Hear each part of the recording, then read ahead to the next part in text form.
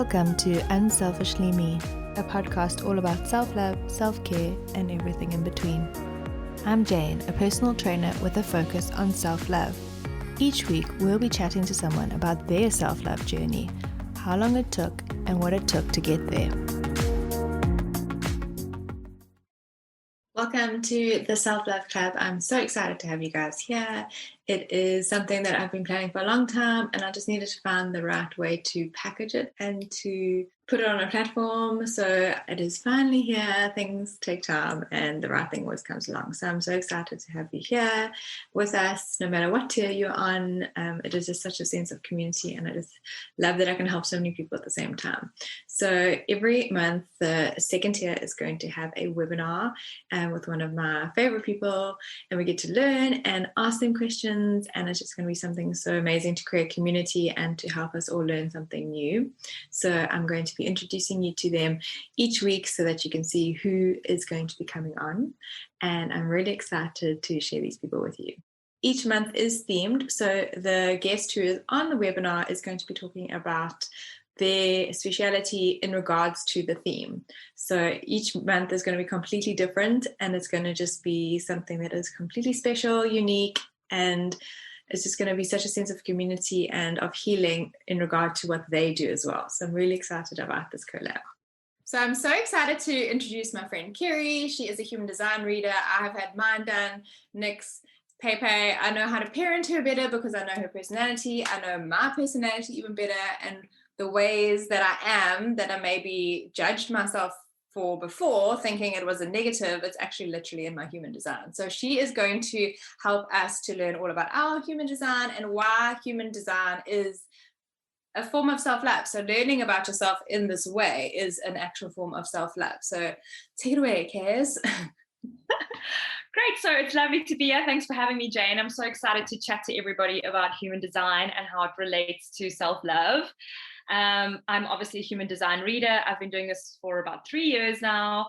I'm really passionate about it. It has been the one thing in my life where everything just resonated so hard. And it's just given me the freedom to accept myself as who I am. I know it sounds really woo or cliched, but it is like mind-blowing when you actually find out how your energy works, because human design is all about energy.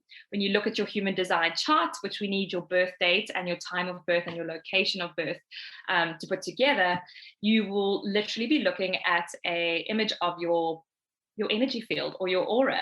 So being able to understand how your energy works, there's all sorts of different energy types, understanding how you best create opportunities for yourself in this lifetime, how you present energetically, how other people feel you energetically, how you feel other people energetically, and how you best make choices and decisions for yourself, depending on your authority or your energy, is just so helpful in understanding who you are, why you do things differently to other people, why you work the way you do. And that just obviously increases your ability to love yourself when you understand that, oh, this is me. This is what I'm supposed to be doing. I am on the right path. Or, oh, that's why I behaved in that way when I was in my teens. Or, oh, that's why I reacted this. Or that's why I love doing this.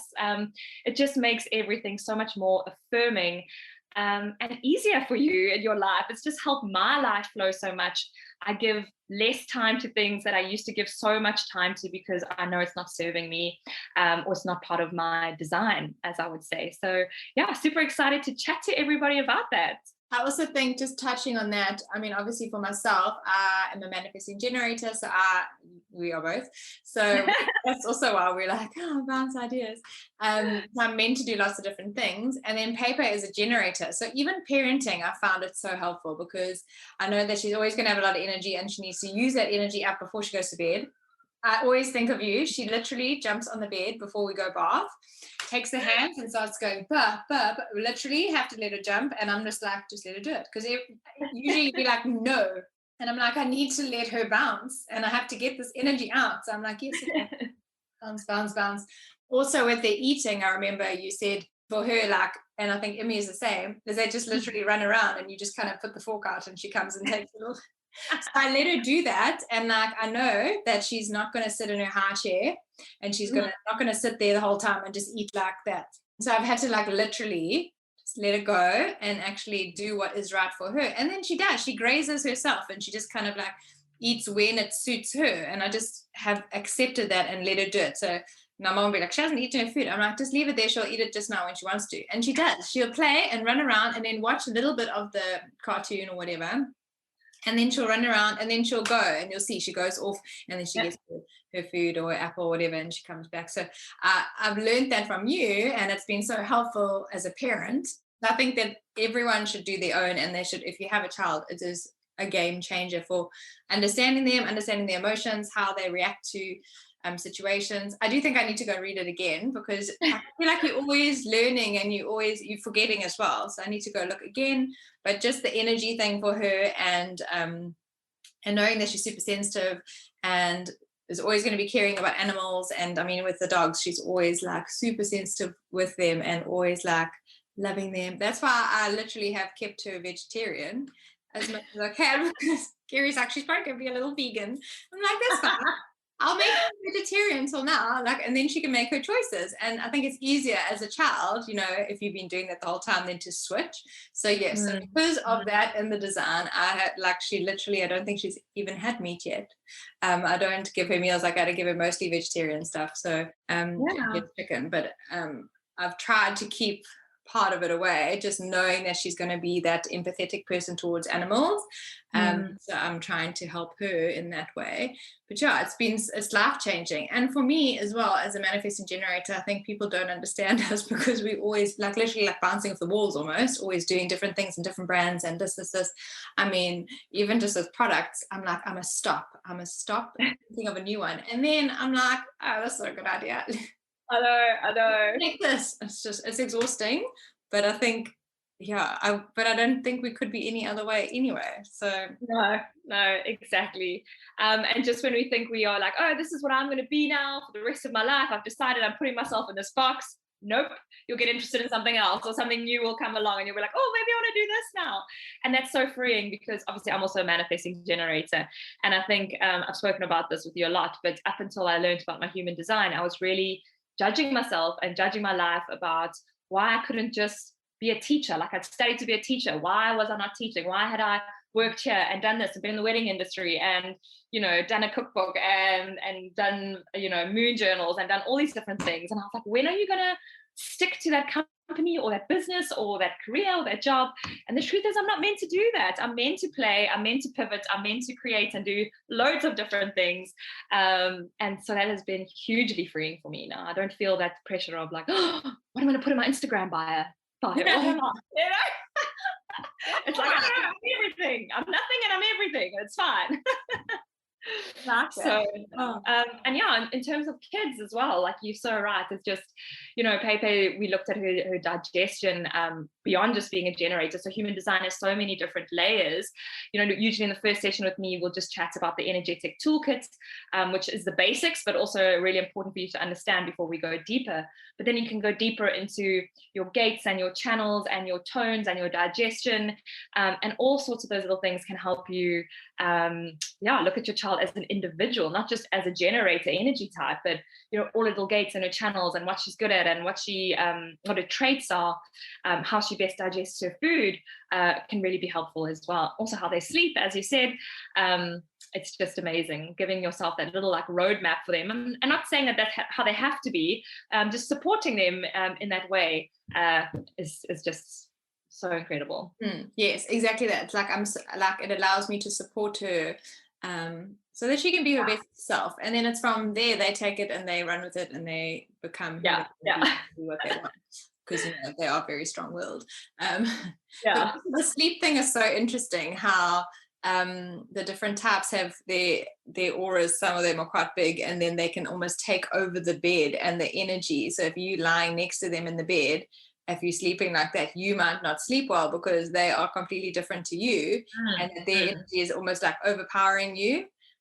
So I find it so interesting with sleep because I sleep so much better by myself, which makes sense. But others don't. Others need to be like closer to someone else and things like that. It's just fascinating. Yeah, and it depends on your partner as well. If you are sharing a bed with somebody, which is obviously we do, but your partner's energy might not be compatible with your energy in terms of getting a good night's sleep. Doesn't mean your love life's terrible or your sex life is awful. It just means some of us sleep better when we have a room or a bed to ourselves than, catching like a barnacle to our partner. We're all different. So yeah, it's also very interesting to look at as well. Yeah, so I'm really, really excited. See, we both get so excited about it. And I don't even know much about it. I just know my own, and I don't even know a lot about my own, just what we've done. And then I have to go back. I actually need to go this weekend and read over both of ours. But I don't even know a lot, and it excites me because I feel like it is the most authentic way to get to know yourself. Like I've never felt like you read it, the report, and you're like, yes. And it just makes so much sense. So I think everyone's going to get so much more value out of their lives and knowing who exactly they are if they actually learn the human design. So I'm excited for the community call for the tier 2 girls, because I think they're going to learn so much more about themselves just from listening to that and being interested in a topic. And something that they've probably never even heard about. I think a lot of people don't know about human design and even astrology. Like it sounds like this woo-woo concept. Meantime, it's literally written in the stars. Like it literally is, Yeah. And everyone is just a bit worried about talking about it or diving into it because they don't know what it's about. So I think it's a beautiful way of people getting to know you and what you do, and being curious so they can find out more about their authentic self and the self that they maybe sometimes just push down, the shadow side as well, and getting to know and love that part of them. Yeah, because sometimes it's not pretty to look at some of those characteristics or traits that you have, because every little channel or gate, there's a lower expression and a higher expression to it, like how we operate when we're in a high, and when we are, following our authority and our strategy, and how we operate when we're not, when we are in our not self theme, when we are not listening to our strategy, when we're not following our authority, we can go into that lower vibe or that lower expression of that particular trait or gift or ability or whatever it is. And so it's not always easy to look at that. Sometimes you're like, oh yeah, when I am upset or tired or grumpy, or I'm not following my authority, I do get a little bit bitter, or I do get a little bit frustrated or angry. It's not always nice to know that, but when we are aware of that, we can check in with ourselves and our bodies, because I always say, what happens with our bodies is almost like our spirit letting us know, listen, something's not right here. The person you are engaging with, or your client, or the situation you're in, it's not making me feel happy. I'm feeling frustrated. I'm feeling bitter. I'm feeling not myself. So take note here. And so we get given those tools with human design that maybe we don't always necessarily get with maybe other sorts of modalities, where you like physically, you can practically stop and go like, okay, I'm feeling frustrated. This is my not self theme. Why am I feeling frustrated? I'm always frustrated around this friend. I'm always frustrated when I speak to this client. I'm frustrated in this house, like, and that is your soul letting you know through your body that maybe that friend and you're just not good anymore. Maybe something needs to be spoken about or addressed, or, maybe that client needs to be fired. Sometimes we have to fire clients, that's life sometimes. If we're just not gelling, if they're making us frustrated, we need to look after ourselves, self-love, in order to be happy and healthy. So that's what I love about human design, is those practical tools and tips and tricks that get you in the moment every day to be like, oh, wait, this is telling me something. I need to physically do this now. Whereas I think a lot of modalities, they tell you about yourself and they're so lovely and it's wonderful, but this is literally like, here's the steps you need to do. You're feeling frustrated. Okay, take a step back. Let's address this. So that's what I really love about human design as well. It's just, in terms of authenticity, you're speaking about, but it literally just is so practical as well. A practical guide to yourself. Exactly. To your energy. I love it. Okay, so we will let you guys know all about Keri's session, and I'll let you know when you can sign up. We're opening enrollment on the 9th of August, and so we're going to be doing one guest per month. So we will let you know which one she is, but it's also a surprise because you're not going to know the theme until that lands literally on your screen. So I'm really excited. Thank you, friend, for agreeing to this and being part of our special guests. I call everyone experts because you are experts in your field, and I think we need to own it, because we always like, oh, don't call me an expert, but you are, and we are, and we need to own it. And I'm excited to share the self-love with everyone.